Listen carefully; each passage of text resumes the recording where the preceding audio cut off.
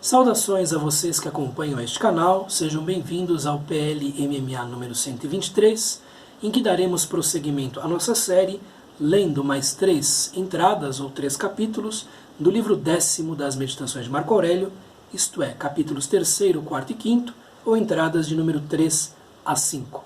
A tradução de referência é a de Dona Virgínia de Castro Almeida, que está em domínio público, e como sempre você poderá acompanhar a leitura, o comentário e a análise que serão feitos ao longo dos próximos minutos, porque sempre eu transcrevo o trecho em questão na área de descrição do vídeo. Então vejamos o que Marco Aurélio tem a dizer de si para si em mais este ponto das suas meditações. 3. A tua natureza pode ou não pode suportar o que te acontece. Se te acontece, pois, o que a tua natureza pode suportar, não te zangues. Mas como a tua natureza o suporta, suporta-o tu igualmente.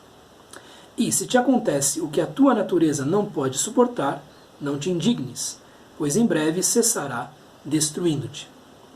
Lembra-te, portanto, de que a tua natureza suporta tudo o que a tua opinião pode tornar suportável e tolerável para ti, se puseres na tua ideia que é do teu interesse ou dever fazê-lo. Mais uma daquelas meditações de Marco Aurélio em que há uma insistência quanto à questão dos juízos que o indivíduo, neste caso o próprio Marco Aurélio, forma a partir do que lhe acontece, do que é exterior. Então os estoicos tinham por objetivo tornar o indivíduo bastante cheio de prática no julgamento correto da realidade. Então, o modo como a realidade se apresentava produzia a ocasião de geração de juízos, digamos assim, aquilo que se chama hypolepsis, ou opinião, e colocar a opinião correta acerca das coisas gerava ou não um certo tipo de bem-estar interno. Quando o indivíduo não aceitava a realidade tal como ela era, ou quando ele etiquetava, digamos assim, erroneamente a realidade, quando ele atribuía juízos incorretos às fantasias, às representações ou impressões, ele tinha como resultado a paixão, ou o sentimento, a emoção, melhor dizendo, violenta e desagradável. Isto era um indicativo de que ele estava indo contra a natureza, né? Contra o que a natureza pedia dele. Quando, pelo contrário, havia uma perfeita harmonia, uma perfeita concórdia entre o modo como se julgava uma coisa e aquilo que estava sendo colocado diante do indivíduo, o que seguia a partir daí era uma boa disposição, um bom fluxo de vida, sinal de que as regras da natureza, as leis da natureza estavam sendo seguidas. A tua natureza pode ou não pode suportar o que te acontece, enquanto ser humano, né? Por exemplo, o que se diz a respeito da dor. Então existe um quantum de dor que o ser humano pode suportar. Quando esse quantum de dor passa de um determinado ponto, essa dor já é uma ferida mortal, já é uma chaga que vai levar o indivíduo a óbito. Então, o que se dizia tanto entre estoicos quanto entre epicuristas, que são mais práticos, é que se há uma dor, é porque ela é suportável. Porque se ela fosse insuportável, levaria o indivíduo embora. E é claro que as circunstâncias daquela vida, sem analgésicos, né, e com uma medicina muito menos avançada do que aquela que nós temos, tornávamos os indivíduos, melhor dizendo, bastante mais resilientes a isso do que nós, né? Então, isso parecia bem mais factível do que nos soa. Se te acontece, pois, o que a tua natureza pode suportar, não te zangues. Então, se vem uma dor, ou se vem uma notícia ruim, ou se vem, enfim, uma situação que muitos consideram ruim, não se zangue, porque é algo que você pode suportar. Por exemplo, pode-se suportar a doença, pode-se suportar a pobreza, pode-se suportar, enfim, o anonimato, pode-se suportar a má fama, pode-se suportar a calúnia e uma série de outras coisas, né? Então não se zangue com isso. Mas como a tua natureza o suporta, suporta-o tu igualmente, formando os juízos corretos a respeito de todas essas coisas, isto é, não julgando-as males, e sim indiferentes, né? E se te acontece o que a tua natureza não pode suportar, então um câncer que vem com tudo, leva embora. Então não há motivo aqui para zangar-se, para lamentar-se. Não te indignes, pois em breve cessará destruindo-te. Então se a coisa é forte demais, ela mata o indivíduo, né? É muito comum esse tipo de pensamento, tanto entre estoicos quanto entre epicuristas. E por isso eles não viam motivos para maldizer a natureza, maldizer a constituição humana. Porque diziam, olha, o que há de dor e de sofrimento é algo que está dentro das proporções humanas suportar, e o que foge a isso leva o ser humano embora e, portanto, põe fim à vida. Lembra-te, portanto, de que a tua natureza suporta tudo o que a tua opinião pode tornar suportável e tolerável para ti. E há essa potência interior que é a de justamente disciplinar-se para formar o juízo ou a opinião correta acerca de coisas que podem aquele que não é versado na filosofia parecer insuportáveis ou terríveis ou enfim, injustas, né? Então o estoico atribui a este ato de etiquetar a realidade uma importância imensa, porque dando seguimento a isso é que virá o mal-estar ou o bem-estar consequente. Então tudo que a tua opinião pode tornar suportável ou tolerável para ti, será tolerável e suportável para ti, porque, e aqui é algo que está distante de nós, você está treinado para isso, Marco Aurélio. Você vem se treinando desde os 12 anos, quando ele abraçou a filosofia, né, interessou-se por ela, a suportar essas coisas, né? Se puseres na tua ideia, se puseres na tua mente, né, se puseres dentro de ti, que é do teu interesse ou do teu dever fazê-lo. Então, aqui é uma ideia de tranquilizar-se a respeito de problemas potenciais externos, porque eles são suportáveis, e quando não são suportáveis, eles levam o indivíduo embora, né? Observa o que a natureza exige de ti como de um ser só por ela governado, escreve a tradução de Bruna. Perdão, este é do 2, né? 3. Todo acontecimento ocorre de maneira que tua natureza ou o suporte ou não. Perdão, eu cometi um erro aqui. Se te acontece o que a tua natureza suporta, não te rebeles. Suporta-o como a tua natureza pode. Se acontecer o que a tua natureza não suporta, não te rebeles, porque tanto mais cedo te há de exaurir, te há de levar embora, esgotar suas forças. Lembra-te, porém, de que a tua natureza suporta tudo o que de tua opinião depende de tornar suportável e tolerável, bastando imaginares que é da tua conveniência ou de teu dever fazê-lo. Então a ideia de disciplinar a mente, em primeiro lugar, está esboçada aqui de maneira bastante clara e enfática por Marco Aurélio. 4.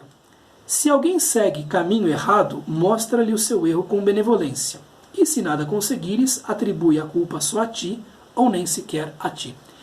Aqui não se está falando nem de vício, caquia, nem de o que seria pecado, hamartia, mas de deslizes, fundamentalmente, de erros, de perspectiva, de enganos, de equívocos, né?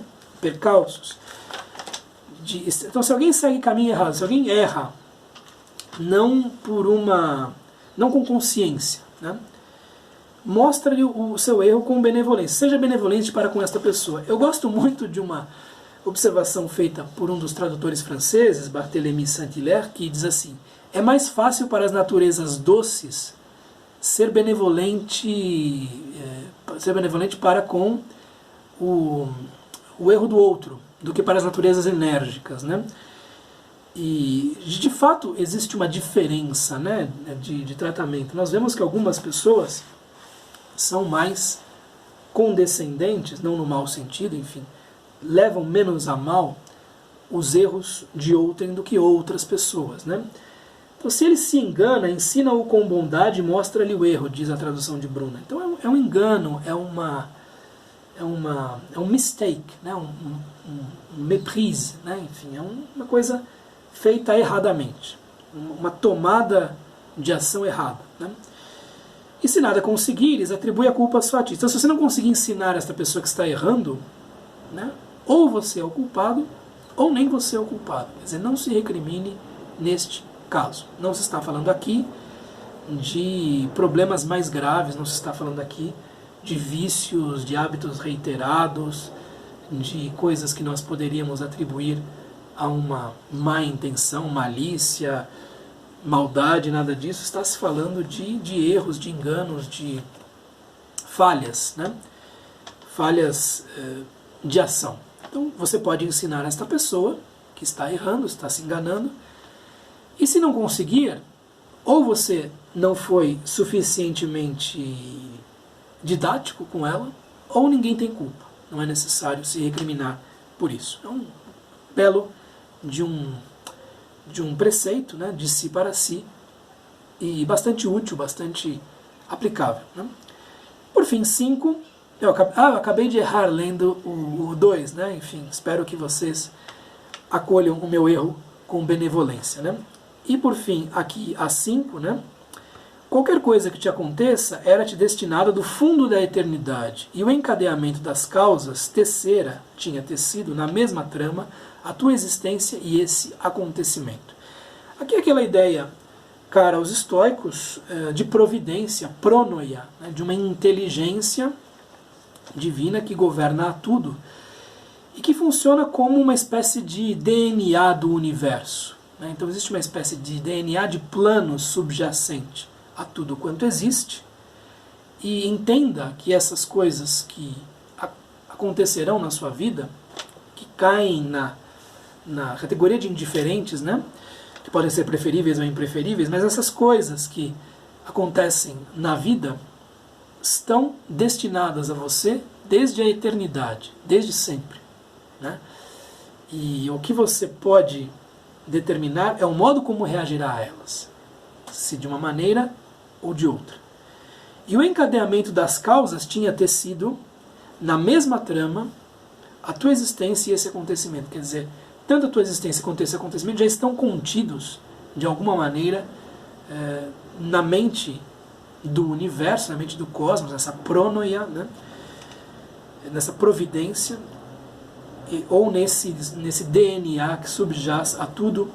DNA talvez não seja uma boa tradução, porque há uma certa dinâmica da coisa, né? A coisa se manifesta de maneiras muito diversas ao longo do tempo. O que quer que te aconteça, diz a tradução de Jaime Bruna, estava para ti preparado desde a eternidade. E a urdidura, a tessitura das causas, desde o tempo infinito, havia entretecido a tua substância com a sua ocorrência, isto é, tanto a sua existência, a existência que você tem, quanto a ocorrência desse acidente, dessa circunstância, dessa situação. Então aqui a ideia é ser reverente ao todo e entender que dentro das regras do jogo da vida, as mesmas causas que permitem a nossa vida consciente são aquelas que permitem os acontecimentos, à primeira vista, não muito agradáveis. Então tudo isso está interligado. Então se você maldiz as causas, ou o encadeamento de causas e efeitos que produziram aquele acontecimento, você está maldizendo aquilo que produziu a sua própria vida, em um entendimento estoico. Então, ou você aceita tudo como é, de maneira integral, e reduz o seu sofrimento ao mínimo possível, ou você vai, a cada momento, se bater contra coisas difíceis, complexas, que impõem dificuldades, e ficar maldizendo os deuses e os homens, como Epicteto e Marco Aurélio tantas vezes dizem, né? Então, você vai ficar lá dizendo, por que isso me acontece, por que eu fui escolhido, etc, etc, quando na verdade a sua vida e esse caso, e esse acidente, e essa coisa que está diante de você foram produzidas pela mesma inteligência, pela mesma tessitura de causas e efeitos. Então, a ideia de aceitação do destino, de amor fati, ganha mais uma breve ilustração aqui na meditação de número 5 do livro 10º. E nós continuamos nosso PLMMA no próximo vídeo. Um abraço, até mais, tchau.